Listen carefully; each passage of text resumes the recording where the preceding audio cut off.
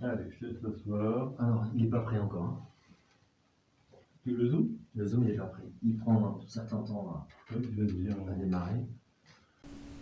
Alors aujourd'hui, nous allons à la rencontre de Greg. Alors je ne connais même pas ton nom de famille. Bernard, Grégory Bernard. Grégory Bernard. Donc, ça fait un petit moment que je te vois sur Millau. Et donc j'aimerais en savoir un peu plus sur toi. Tu n'es pas Millau d'origine. Je suis pas mis à voir. Alors tu viens d'où? Je suis né à Paris, Ivry-sur-Seine, exactement, D'accord. dans un fort militaire. Mon père était garde républicain dans la musique. Et du coup, voilà, j'ai eu une enfance dans un fort jusqu'à 5 ans. C'était très intéressant de voir les grands jouer de la musique et puis nous, enfants, jouer de la musique mais autrement déguisés, tu vois. C'était drôle, hein. C'était très sécurisé. Voilà, la banlieue parisienne, c'est plutôt communiste. Donc dans le fort d'Ivry, effectivement, c'est assez raide. Nous, on est enfants, on fait que des conneries. On va piquer les fraises du colonel dans son jardin. Et puis il va taper à la porte de mon père après, quoi. Mais mon père, il aime bien boire aussi, donc il fréquente certains bistrots et où il y a toute une population vraiment remarquable de gens qui ont plein de théories sur tout et que j'ai eu la chance de rencontrer beaucoup plus tard lors d'un pèlerinage que je fais à 18 ans pour retourner sur ma terre natale et où je rencontre une dame qui connaissait mon père et qui m'a connu petit et qui, pour juste avant Noël, m'offre une boîte de chocolat en mémoire de notre amitié quand j'étais enfant et quand elle était un peu plus jeune, 20 ans de moins. Du coup, super histoire, enfin. D'accord. J'ai beaucoup aimé. Donc là, on a passé des étapes. Donc tu dis jusqu'à 5 ans dans ce fort. Tu parcours où après? Alors, après, ma mère, elle en a marre de travailler dans un hôpital, elle est dans l'administration. Et elle sent bien que c'est très compliqué de faire tout le temps la même chose. Enfin, elle n'y arrive pas. Et puis, ils sont séparés avec mon père. Mon père, en fait, n'a jamais voulu d'un autre enfant parce qu'il en a déjà eu plein. Et donc, ma mère avait envie d'un enfant, donc elle lui fait un petit peu un bébé dans le dos. C'est moi, le bébé dans le dos. Et du coup, bon, je suis très content d'être né. Mais mon père, finalement, n'a pas envie de s'occuper d'un autre enfant, il en a déjà suffisamment. Et donc, ils habitent plus ensemble. Et ma mère, elle décide de partir dans le sud, faire une retraite. Et je suis chez une tante pendant ce temps-là, dans le sud, dans le Var. Une de ses sœurs, donc. Et en fait, on va habiter dans le sud et après, elle va rencontrer un homme avec lequel on va voyager, mais partout en France, jusqu'à mes 11 ans. On va voyager partout en France, dans le sud, dans le nord, partout. Très, très, très instable. On est en quelle année là? Alors, on est entre 87 et 91. D'accord.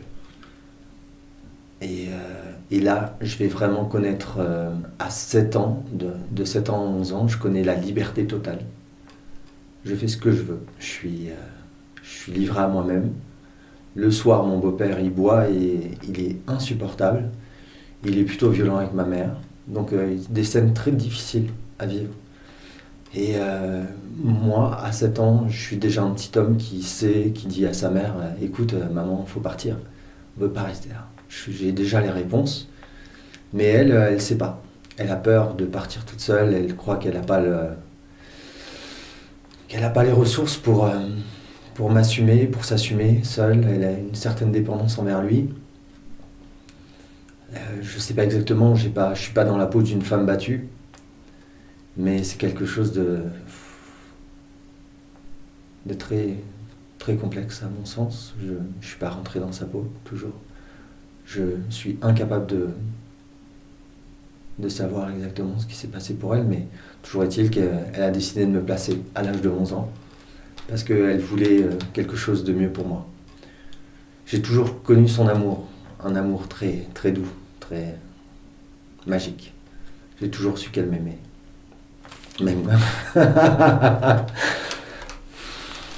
Même quand on vivait plus ensemble.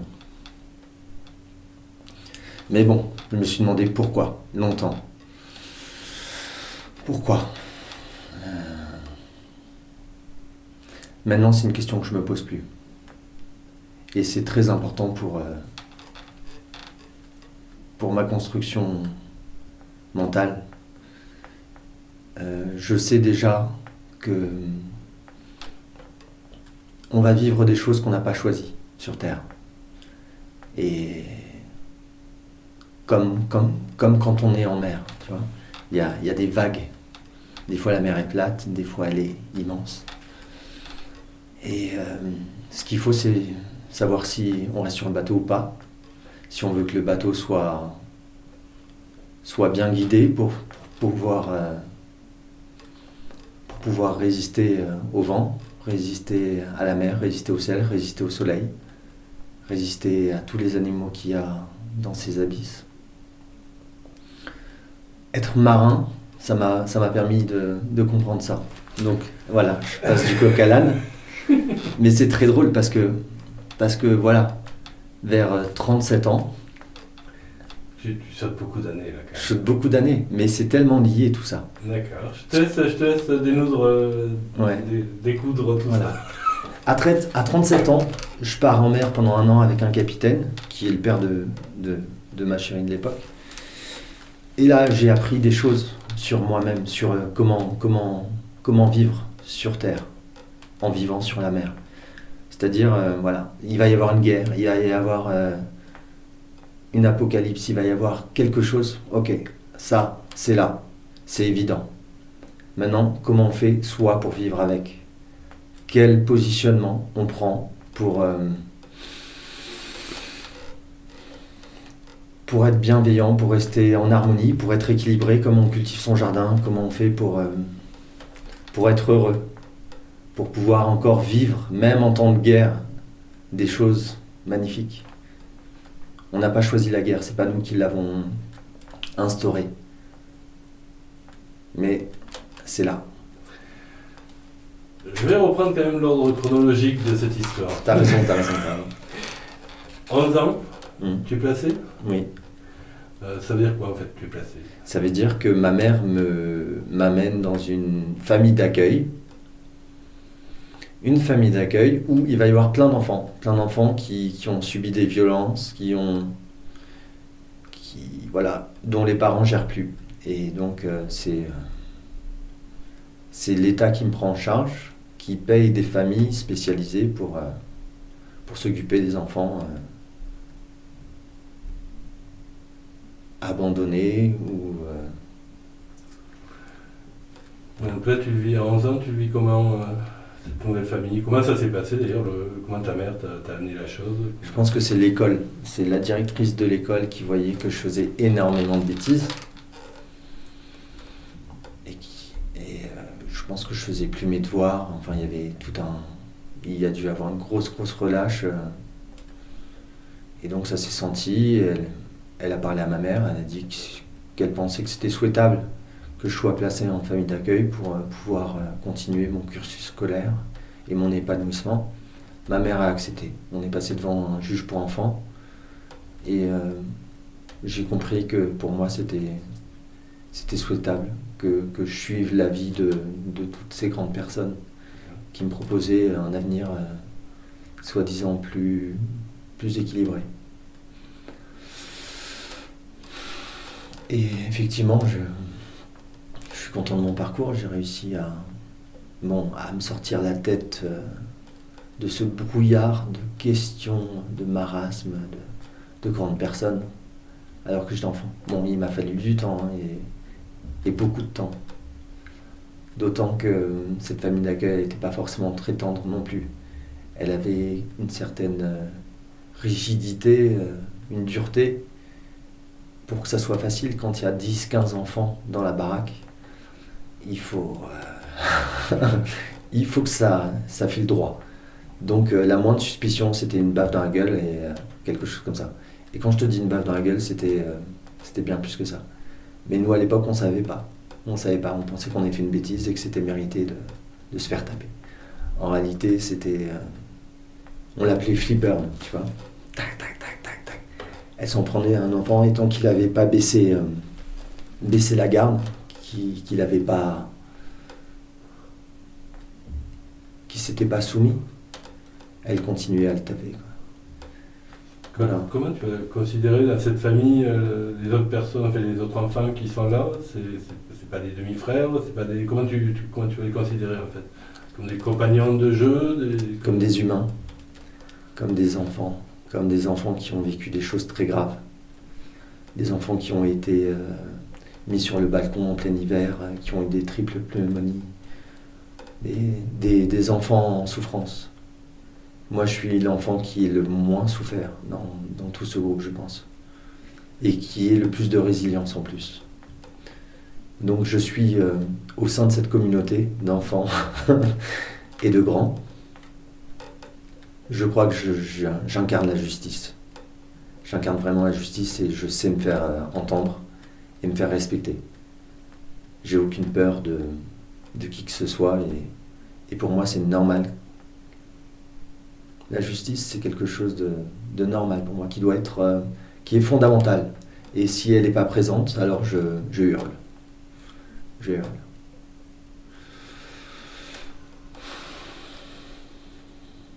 Pour un rien d'ailleurs. Si les enfants de cette dame, le matin déjeunent dans un bol et que nous on a des briques de lait, tu vois, je trouve pas ça normal. Je comprends maintenant. Je comprends qu'il y a une certaine différenciation, mais je trouve pas ça souhaitable. Les enfants, ils vivent ensemble, on les traite pareil. Les humains, je pense qu'on devrait les traiter de la même manière, tous. Sans distinction, quelle qu'elle soit. L'adolescence va se passer comment là, dans ce... Alors, jusqu'à 16 ans, je reste dans cette famille où j'acquiers de plus en plus cette envie de justice, d'équilibre. Ensuite, à l'école, je ne choisis pas vraiment ce que je fais. Comme j'ai eu beaucoup de retard en français et en mathématiques, on me met dans une filière techno, tu vois. Alors c'est très intéressant de faire des dessins techniques et compagnie. Je vais aller jusqu'en IUT, comme ça, en faisant des choses qui ne m'intéressent pas vraiment, mais que j'apprécie quand même. Il y a une certaine logique, c'est agréable de concevoir des automates et compagnie par la suite. Mais c'est pas du tout ce que j'aime. Personne m'a demandé ce que j'aimais et ce que j'aimerais faire de ma vie. Donc je suis cette filière sans vraiment exceller. Et voilà. Là, c'est des années où voilà, je suis dans la matrice là. Tu es où là déjà? Là, je suis à Gisy-les-Nobles, près de Sens. Alors, c'est à 100 km au sud de Paris, entre Paris et Auxerre. Okay. J'ai déjà déménagé 21 fois dans ma vie. Et, et voilà, je continue. Et puis à 16 ans, soi-disant, entre mon beau-père et ma mère, ça va mieux. Alors, il y a un éducateur qui vient et qui me dit « Est-ce que tu veux retourner avec ta maman ?» Et je dis « D'accord ». On fait un essai l'été et puis il s'avère que c'est pas du tout agréable, que rien n'a changé. Mon positionnement n'a pas changé, le leur non plus. Il se passe exactement les mêmes choses que quand j'étais plus petit. Maintenant, je comprends aussi un peu mieux que moi, en tant que justicier sauveur, je fous la merde quelque part. Peut-être que ça allait mieux, peut-être que c'était vrai. Mais comme moi je suis totalement intolérant à la moindre écartade, voilà, je fous la merde. Et je suis clairement un sauveur. Je veux sauver ma mère et je veux pas que mon beau-père soit chiant. Je veux pas qu'il soit violent. Donc je retourne direct en maison d'accueil, mais je veux plus retourner dans la même parce que j'ai pris assez de baffes et que finalement ça m'intéresse pas de... J'ai l'impression de pas être si délinquant que ça, si perturbé que ça. Je vais dans une famille d'accueil dans le sud, à Marseille. Aux alentours de Marseille, dans un tout petit village qui s'appelle Plantecuq, avec une charmante famille. Et là, pendant 2 ans, on me laisse faire de la musique. De 16 ans, donc à 16 ans, je commence la musique. Parce que leur fils à eux est musicien, ils chantent dans une chorale, et puis... et qu'ils ont d'autres enfants qui ont fait technique, qui ont fait ingénieur, enfin, chacun fait ce qu'il veut, mais il faut le faire. Là, je comprends bien qu'il y a vraiment quelque chose qui se passe. Je rentre dans une famille, soi-disant, normale. Et c'est intéressant. Ensuite, normal, j'entends bien que ça veut rien dire. C'est pas la norme. La norme, c'est le nombre. Cette famille, elle est équilibrée, on va dire, et elle suit encore... Ils regardent la télé, ils regardent le foot, je pense pas qu'ils soient très impliqués dans l'écologie ou quoi que ce soit. Mais ils sont généreux, ils sont humains. Et il y a un cadre. Alors, ils m'aiment bien. Je sens que je peux m'épanouir là-dedans, encore pendant 2 ans. Ensuite, je rentre en IUT.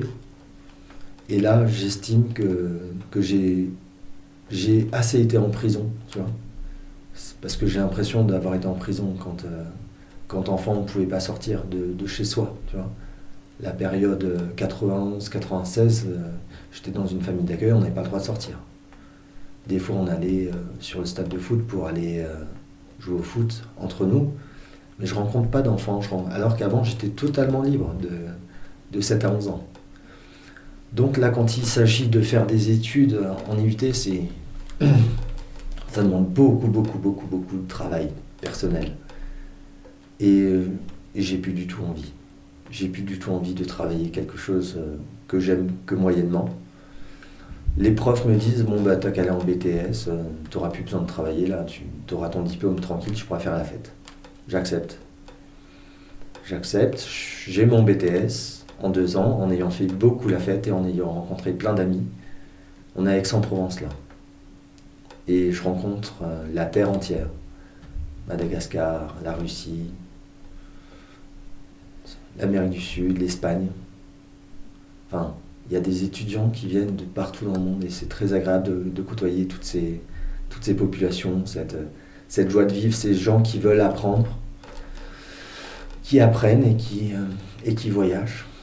Moi, j'ai pas encore voyagé, à part en France, ce qui est déjà réellement voyager, mais pour le coup, j'ai aucune envie de voyager, aucun besoin de voyager. Je rencontre des gens sur place, ça me va très bien.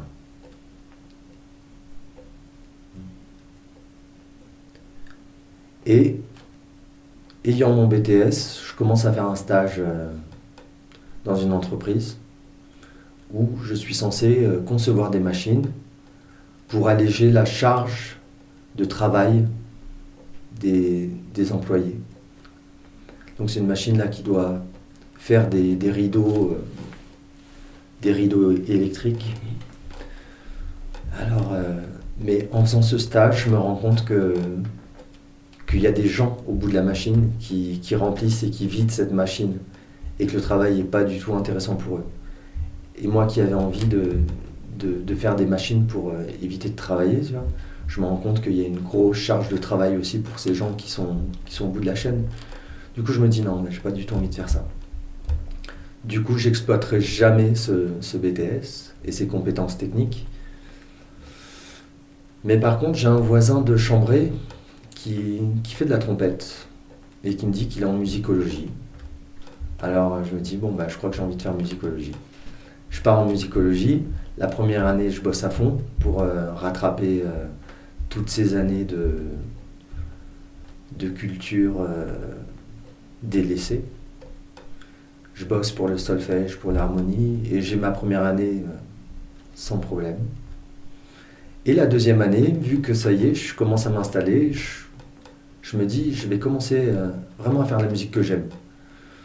Et du coup, je rencontre des copains et on se fait une deuxième année tranquille où la meilleure note que j'aurai, ce sera en composition. À la fin de l'année, on fait un concert et on a 19 en jouant nos compositions.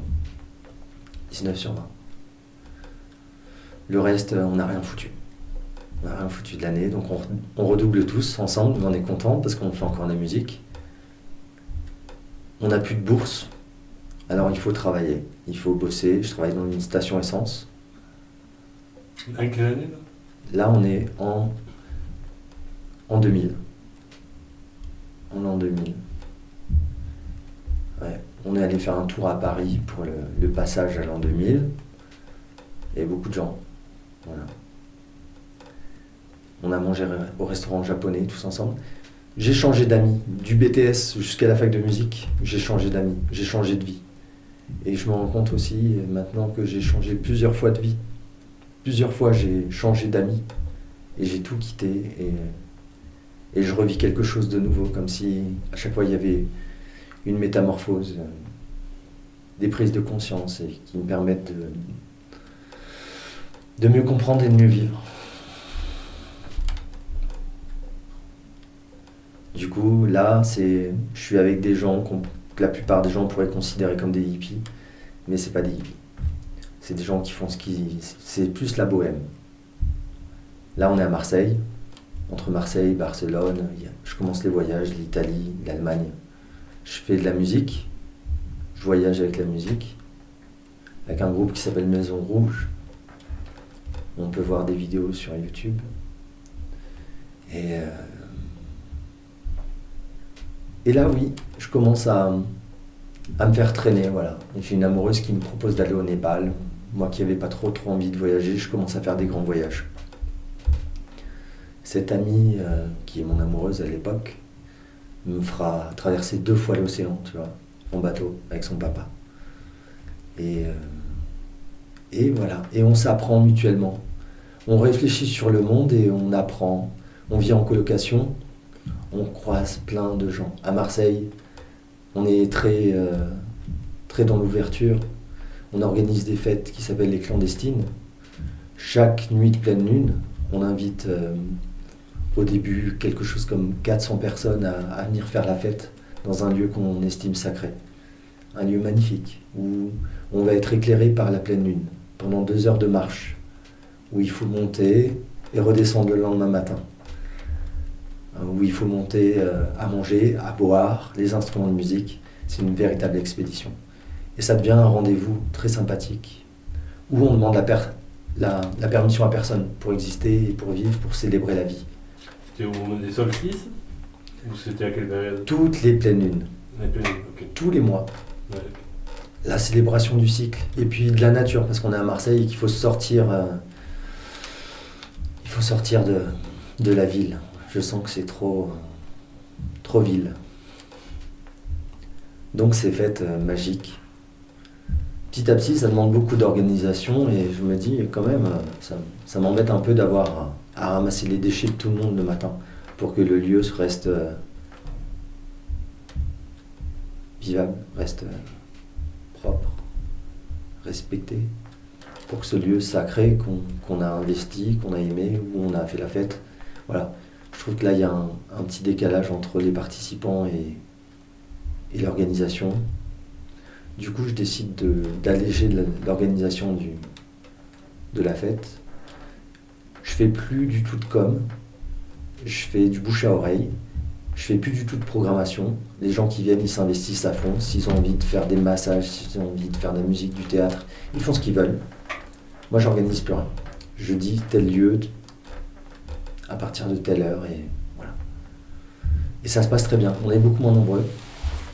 Mais les gens qui viennent là, waouh, ça devient vraiment très harmonieux, très, très simple. Il y a toujours des nouvelles têtes, des gens de passage qui hallucinent de voir des fêtes comme ça. Alors, vous êtes un groupe, vous êtes plusieurs? L'organisation, essentiellement, c'est la coloc dans laquelle je vis. C'est à mon initiative et de 2 autres personnes qui après ont lâché le projet parce qu'elles avaient trop de choses à faire à côté. Et du coup, c'est incroyable de voir des musiciens monter leur contrebasse, leur accordéon sur des kilomètres comme ça dans les Calanques ou dans la Provence. La nuit, on fait des bains où tout le monde est nu et éclairé par la lumière de la lune. C'est d'une beauté incroyable. On fait des feux pour se réchauffer. Souvent c'est quand même l'été, mais il nous arrive d'en faire l'hiver. Et on est bien autour du feu. On se rend compte qu'on peut vivre dehors, même la nuit, en plein hiver. Autour d'un feu, ça passe. Ou dans des grottes, dans des cirques, protégés du vent. C'est assez magique. Et puis voilà. Et ensuite je pars en mer. Parce que voilà. Parce que ma copine de l'époque part en mer avec son père. Elle me demande si je veux venir. Au début, je dis non parce que j'ai de la musique, j'ai des projets musicaux. Et puis au bout d'un moment, je me dis, oh, quand même, je peux faire une pause là, j'en ai marre. C'est moi qui traîne toute la mécanique du groupe, j'en ai un peu marre. Du coup, je pars un an en mer.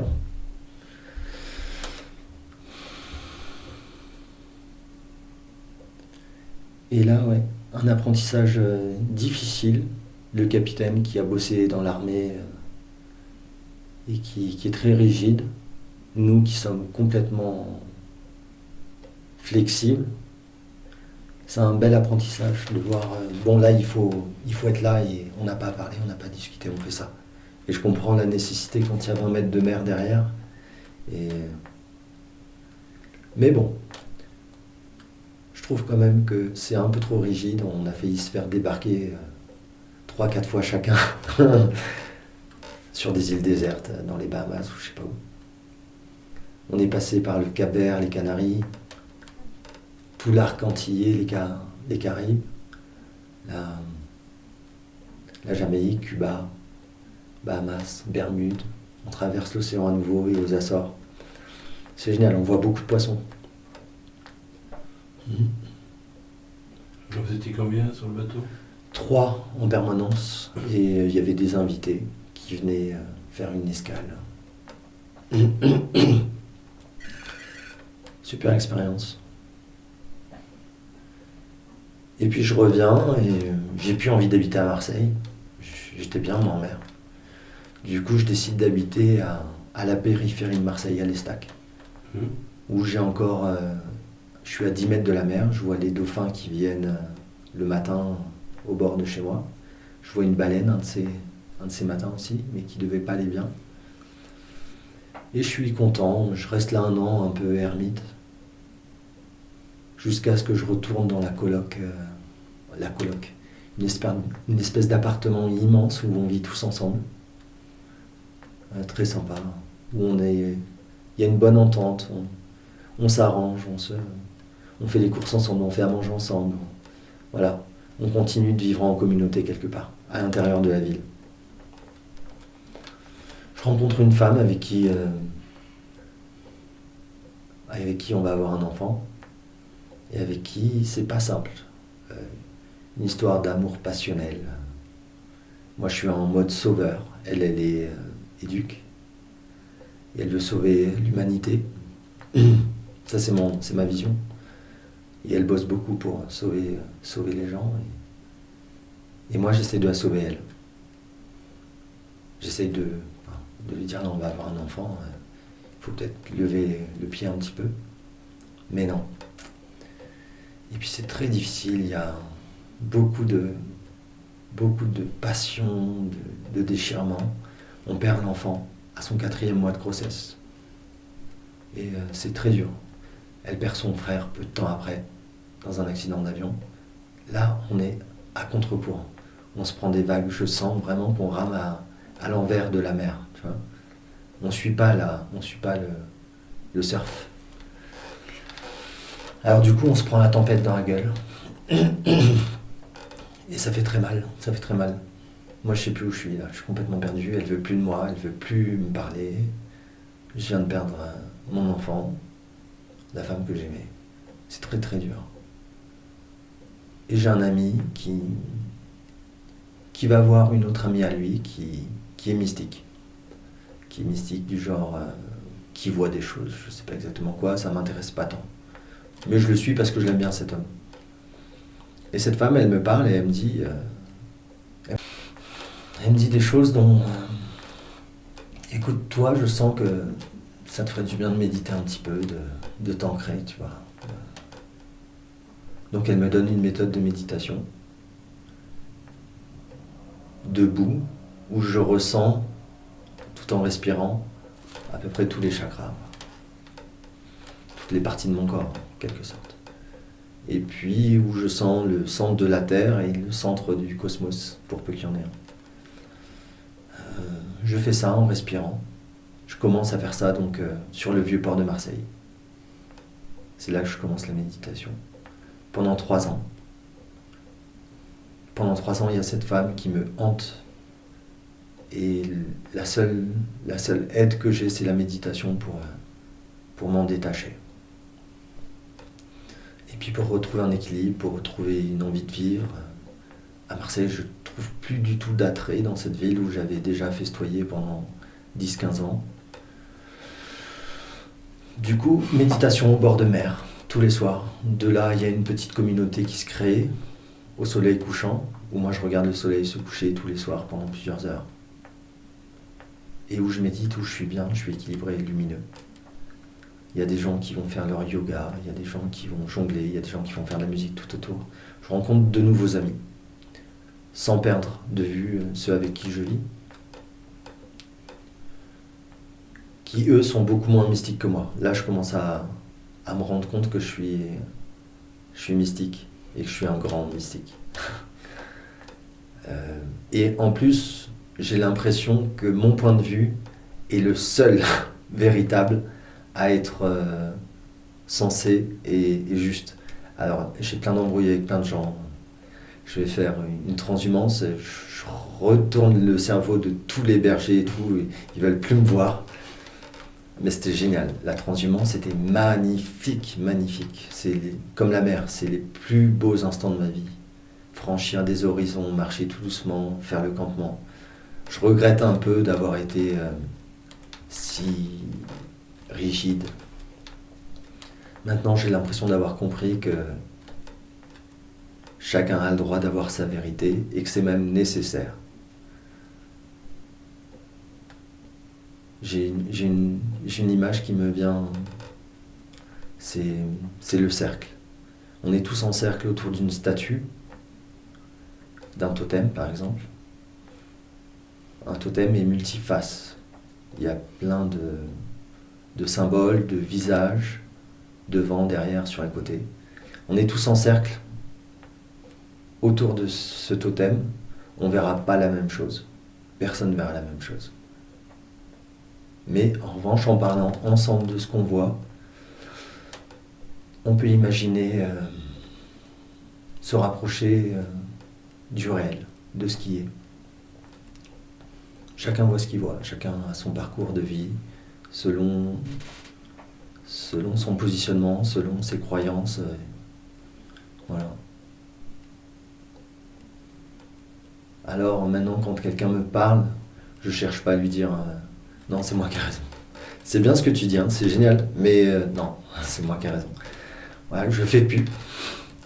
J'essaie d'accepter les gens comme ils sont et de voir si c'est possible d'apprendre quelque chose d'eux.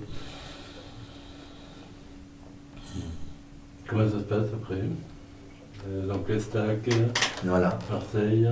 Et bah au bout de 3 ans de méditation, je pars avec un copain en tournée, solo. J'ai un album concept sur les brebis, où je chante des chansons sur les brebis.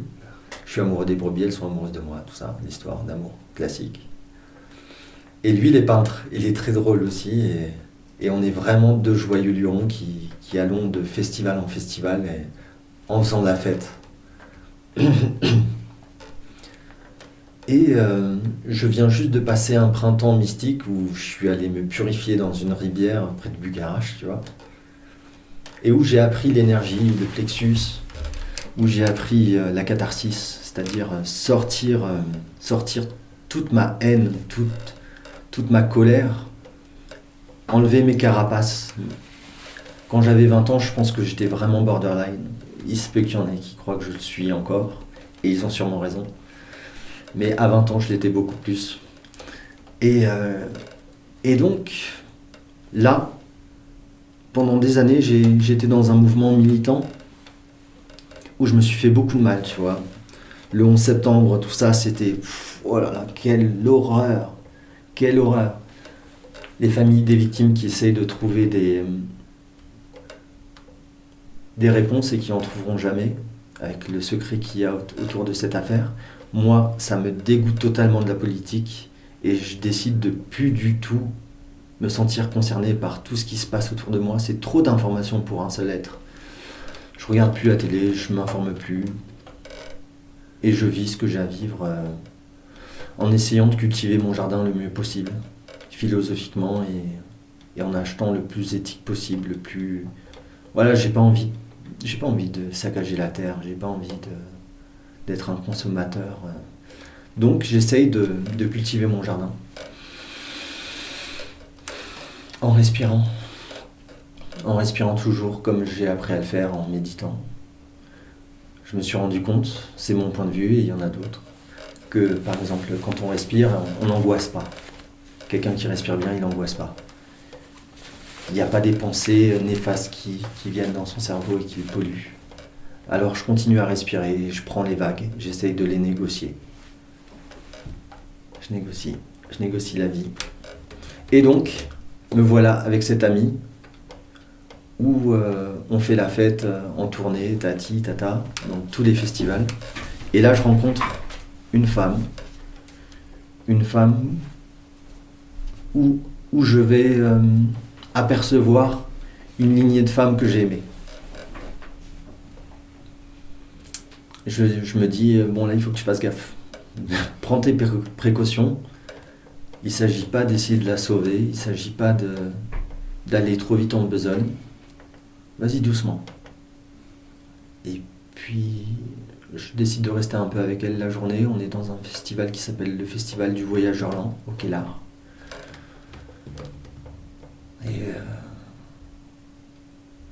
Et en fait, sans que je m'en rende compte, il y a quelque chose qui se passe. Le soir même, on passe encore un peu de temps ensemble. Et puis, j'ai mon plexus qui vibre énormément. Alors ça parlera sûrement à peu de gens. Mais toujours est-il que c'est comme quand le cœur bat, quoi. On va dire que mon cœur bat. Et elle a fait du Reiki, donc elle comprend l'énergie. Et je mets ma main à peu près au niveau de son ventre, à distance. Et elle me demande, qu'est-ce que tu fais ? Et je lui dis, je suis en train de faire un bébé. Et 6 mois et demi plus tard, on a un enfant. Qui est donc né prématuré. Un grand prématuré. Et qui va naître pour la nuit de la Saint-Valentin. Et qui aura le nom de Vénus. C'est ce que je souhaite pour l'humanité, un peu d'amour, d'harmonie, de beauté. La maman est d'accord pour l'appeler Vénus, je crois qu'elle est un peu retournée. Et elle ne sait plus trop où elle en est, c'est très difficile pour elle. La grossesse est très dure. Elle voulait accoucher à la maison, elle va accoucher à l'hôpital. Elle va y rester pendant 2 mois et demi. Donc moi avec. Pour moi, c'est une période magnifique où je vais pouvoir prendre mon bébé en peau à peau pendant des heures, toute la journée, et méditer avec elle. Méditer sur des sujets comme l'acceptation, il y a du bruit, ok. En fait, j'essaie de rester en paix pour pouvoir lui partager une vibration de paix, pas de stress. Donc je sais plus, je crois que c'est plus de 8 heures de peau à peau par jour, avec des infirmières qui sont incroyablement dévouées et qui font un travail remarquable. Sainte-Afrique ou Millau ? Nîmes. Nîmes, ouais. On était partis pour faire des vacances. Au bout donc du 6e mois de grossesse, on voulait prendre un peu de vacances parce que l'hiver était un peu dur pour moi qui venais de Marseille. Je me disais ce serait bien d'aller dans le sud. Donc on se dirigeait là vers Béziers, on commençait à faire la tournée des copains, on avait préparé la camionnette pour partir 2 semaines. Finalement ce sera 2 mois d'hôpital. Super vacances. Moi je suis très content d'avoir fait cet enfant et puis de partager ma vie avec elle. c'est quelque chose d'incroyable, un cadeau magnifique. Et puis je suis content d'apprendre et d'apprendre d'elle de nouveaux positionnements parce que comme on vit ensemble, il faut adapter. C'est plus que moi, c'est plus que sa maman. Là on est à trois, on est une famille, même si on ne vit pas forcément ensemble, on est quand même une famille. Moi j'ai trop besoin de liberté pour pouvoir être dans un cadre normal. J'ai pas appris dans ma vie à vivre en famille. J'ai vécu bien d'autres choses. Alors, mais par contre, je sens vraiment l'importance de la famille et j'aime être avec ces femmes, même avec la famille de la maman de Vénus. C'est fabuleux. On vit quelque chose de très très sain et puis on apprend un peu plus chaque jour.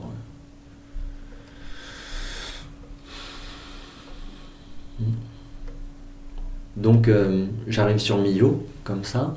Quelle année? Il y a 4 ans. Il y a 4 ans et 6 mois. Alors on est en 21, voilà. Je vous laisse faire le calcul parce que moi j'ai renoncé aux mathématiques. 98, la petite née. La mémoire fonctionne. Le calcul plus, mais la mémoire fonctionne. J'ai plus envie de cogiter. Le cerveau, je m'en sers vraiment plus beaucoup. J'écoute mon cœur. Je me laisse guider par mon cœur. Bien sûr, après, quand j'ai besoin de trouver des solutions, je me sers de mon cerveau. Mais je ne prends pas une décision avec mon cerveau. Parce que les possibilités sont infinies. C'est impossible de prendre une décision avec son cerveau. Tout est possible. On ne peut pas imaginer la somme de solutions. On se leurre en croyant prendre une solution, une décision avec son cerveau. Je crois qu'on se leurre. Oui, si on a un cap, ça aide quand même. Si on a un cap à suivre pour prendre des décisions, il y a des décisions qu'on ne prendra jamais. Mais le cap, tu l'as pris avec ton cœur ou pas? Est-ce que tu vas aller contre la mer ou est-ce que tu vas aller dans le sens de la mer? J'ai l'impression qu'il y a des lois dans l'univers. C'est pas moi qui ai choisi ça. Mais quand il y a de la tension, paf, il y a un éclair qui pète et ça résout la tension. La rivière, elle part de la montagne et puis elle s'écoule. Il y a des lois physiques, il y a des lois physiques et il y en a sûrement d'autres que je connais pas. Toujours est-il que moi j'ai l'impression d'être en grande partie composé d'eau et que je réagis comme l'eau. Je me laisse guider maintenant, comme la rivière. Je sais qu'il y aura le cycle. Je ne le connais pas dans son intégrité, dans sa totalité. Je ne sais pas exactement ce qu'il en sera. Mais c'est beaucoup plus facile maintenant d'aller dans le sens du courant, mais le mien, pas le courant qu'on veut m'imposer. Je sais que l'eau est capable de détruire des barrages s'il le faut pour retrouver son cheminement. Moi, je suis mon courant, ce que j'entends, je suis mon cœur.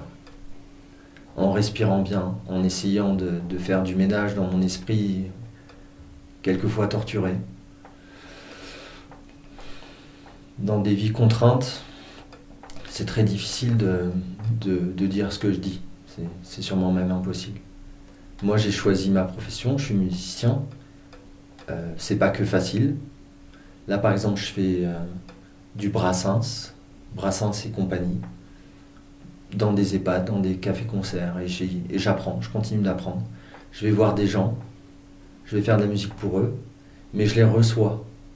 Je les vois, je les ressens, je sens leurs limites, je sens les miennes. Alors du coup, c'est toujours un travail sur soi, parce que s'il y a des gens qui n'aiment pas, par exemple, ce que je fais, et qui le manifestent dans les maisons de retraite, ça peut arriver. Alors je me dis, ok, pendant que je suis en train de faire ma chanson, j'essaye de dire, ok, qu'est-ce qui se passe? Est-ce que c'est une partie de moi enfin, voilà, psychologiquement parlant, il y a un gros travail qui s'effectue, j'ai pas vraiment besoin d'en parler. Donc je bosse, je fais du Brassens et je m'amuse. Et puis j'ai un groupe de compos qui s'appelle Alchemeia, qui va sortir à l'hiver, avec lequel je m'amuse vraiment beaucoup aussi, avec lequel je travaille énormément. Alchemeia, c'est l'alchimie, donc c'est le travail nécessaire pour changer la lourdeur du plomb en lumière. Donc c'est un peu philosophique, peut-être un peu spirituel. Mais en gros, à chaque fois que je vais voir ses copains,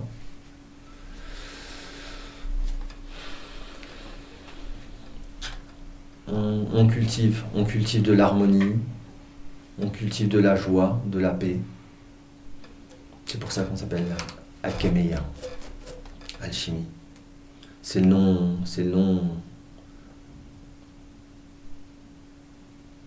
des origines de l'alchimie. De la voie royale, c'est-à-dire de la voie sans matière. La voie spirituelle de l'alchimie. Nous en sommes arrivés aujourd'hui, je crois. Ouais, c'est ça. Dans ton parcours. J'aimerais voir avec toi ton... Alors, je suis petit parce que j'aimerais que tu aies conscience que tu t'adresses à des gens qui, d'abord, qui ne sont pas forcément d'accord avec toi, mais qui ont tenu jusque-là quand même. On est à plus d'une demi-heure de conversation, 40 minutes, 45 minutes.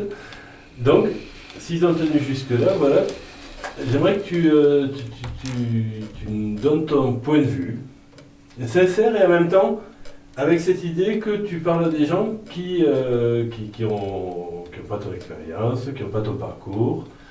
Donc, voilà. Qu'est-ce que tu pourrais me dire sur notre époque, dans ce qu'on traverse?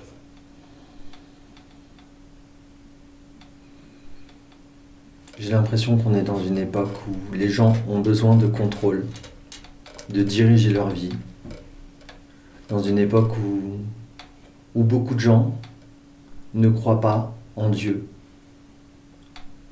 Ils veulent être maîtres de leur destin, ils veulent travailler, tailler leur route. Il y a beaucoup de dépression, je pense que les psychologues ont beaucoup de travail là en ce moment. Il y a des gouvernements qui veulent absolument pas qu'on soit malade et avoir des morts sur le dos, et qui font tout pour éviter ça. On est dans le contrôle total. Ça sent l'asphyxie, ça sent la nécrose, ça sent la prison. Mais vivre, je crois pas que ce soit ça pour moi. Vivre pour moi, c'est la liberté et suivre les lois physiques et les lois divines. Moi, je crois en Dieu. Dieu sous toutes ses formes. Pour moi, Dieu, c'est la somme de tout le vivant. Il n'y a pas d'institution, il n'y a pas de religion, il n'y a pas de... Je dis pas qu'ils disent des bêtises, ces gens-là. Je les juge pas. Tout comme je juge pas les gens qui ont décidé de pas croire. Moi, c'est ma voie, c'est celle que j'ai choisie pour pouvoir réussir à vivre et vivre heureux. Je sens que tout ce qui m'entoure est vivant. Je ne sais pas définir tout ce qui est vivant. Il y a des gens qui pensent le savoir. Moi, je suis incapable de le dire. En revanche, j'ai l'impression que tout est vivant. Et que tout me guide. J'ai eu des expériences dans ma vie qui m'ont prouvé que j'étais guidé. Cette femme que j'ai beaucoup aimée, par exemple. J'étais avec cette amie avec qui je faisais des expériences mystiques. Et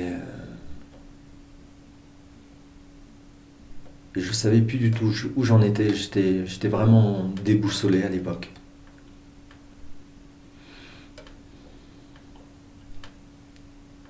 Et je lui dis que je vois des signes partout à cette amie. Que là, tu vois, il y a un papier par terre.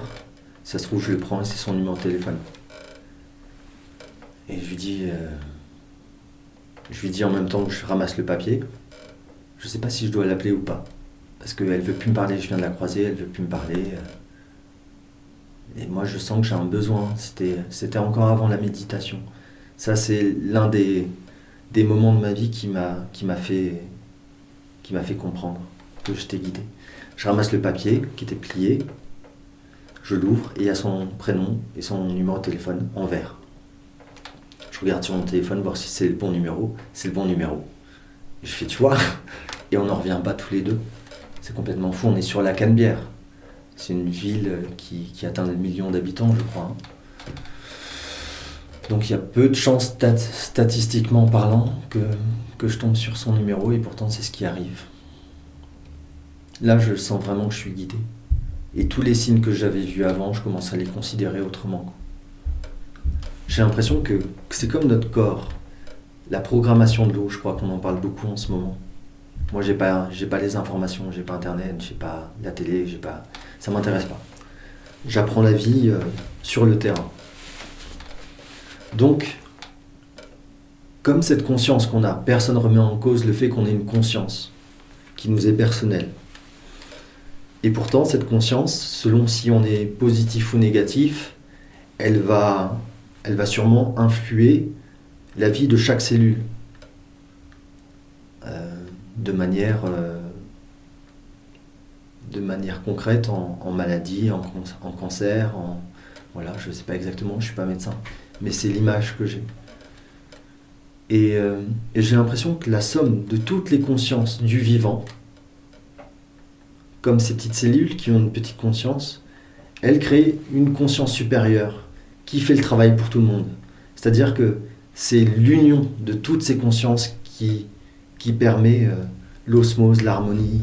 C'est la vision que j'ai du monde dans lequel on vit. J'ai l'impression que tout est vivant et qu'il y a des échelles supérieures ou inférieures.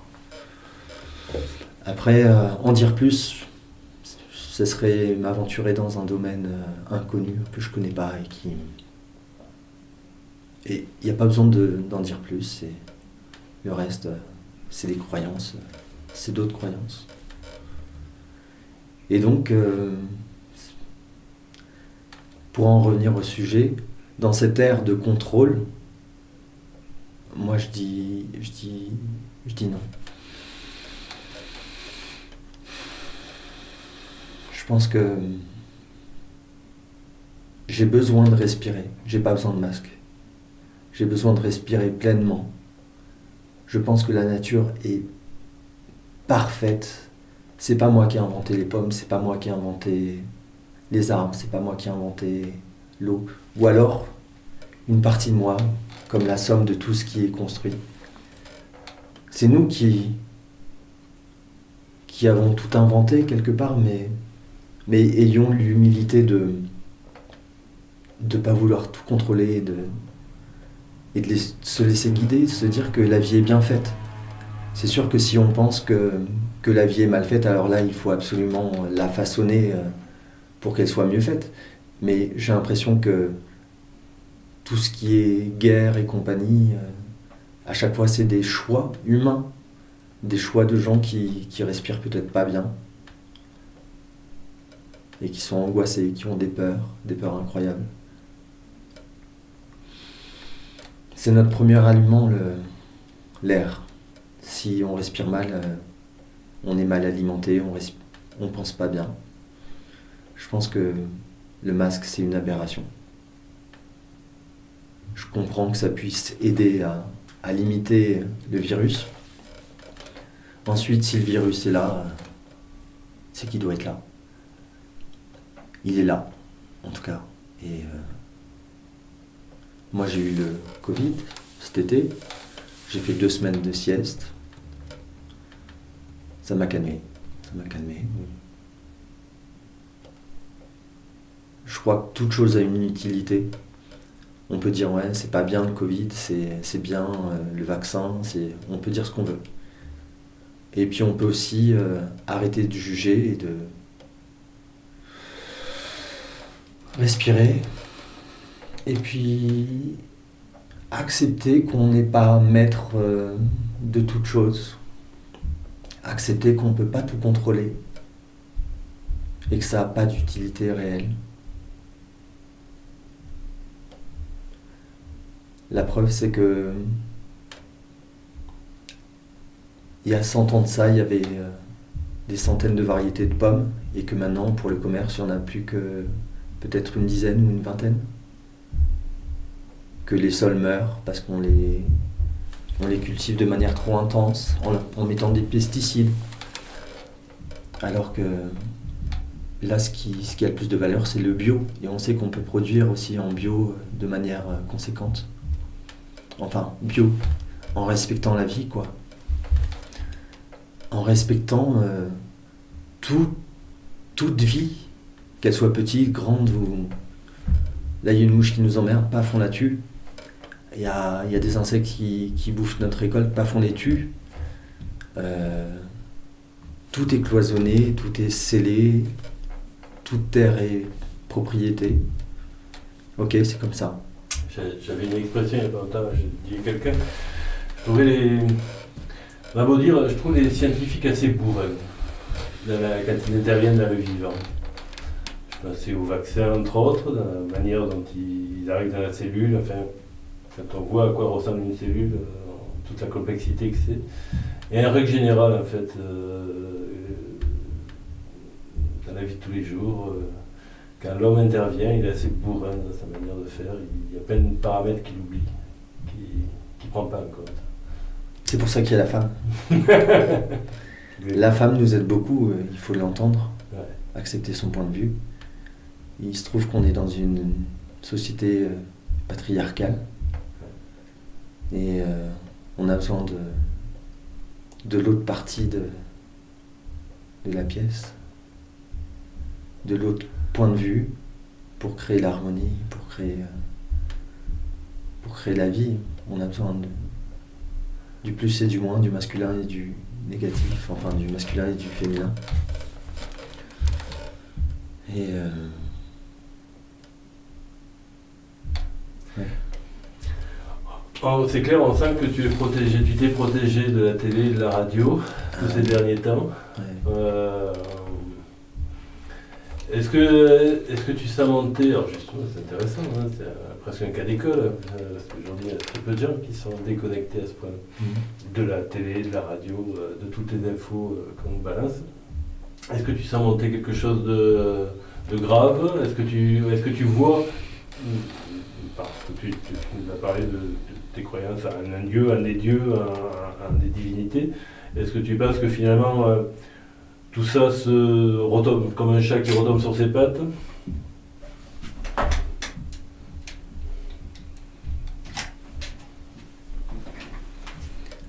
Moi, je pense que la mer, elle est agitée, mais qu'elle a déjà été agitée par le passé.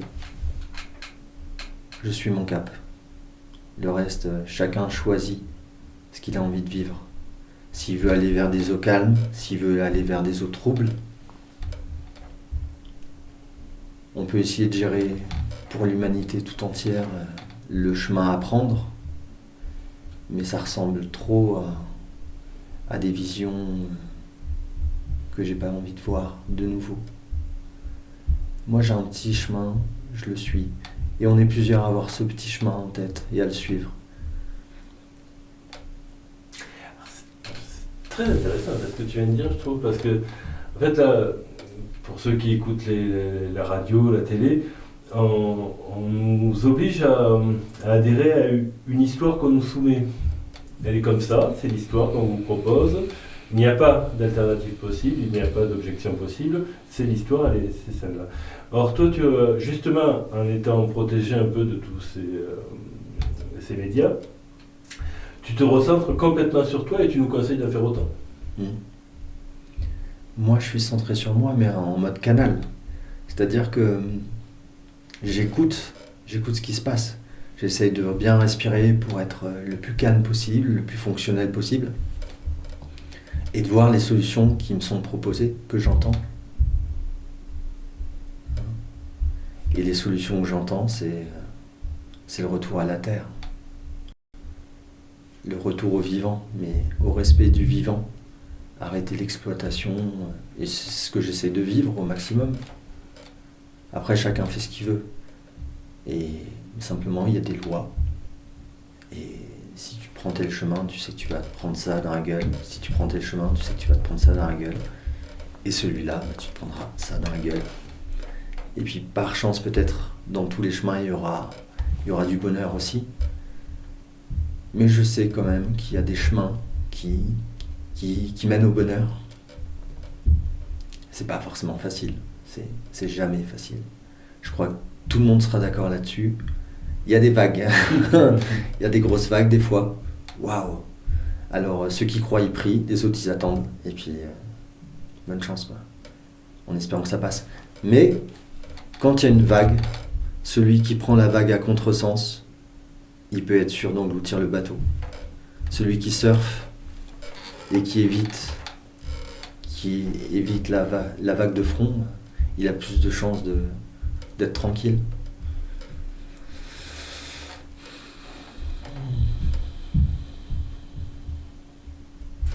Écoute, bonne rencontre. Je te remercie pour ce moment passé. Merci à toi. Merci à vous.